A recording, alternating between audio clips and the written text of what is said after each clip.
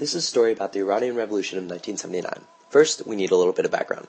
So there's this guy named Reza Shah Pahlavi who takes power in 1941. He's a stylish guy with a stylish modern wife. He sees his country needs reform, so he looks to the West for that. He actually wants reform so much so that he dubs it the White Revolution.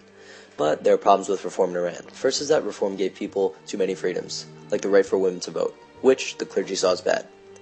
They, by the way, are the ruling board who believe they are appointed by God to rule the country.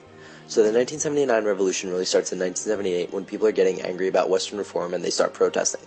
They start protesting a lot, and every time they do, the police known as the Savak end up shooting protesters, which results in a lot of death.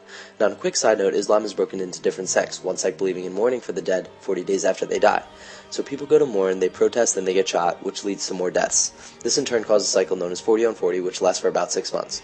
But the real question was, who's organizing all these protests? Over in France, living in exile, you have this respected leader named Ayatollah Khomeini.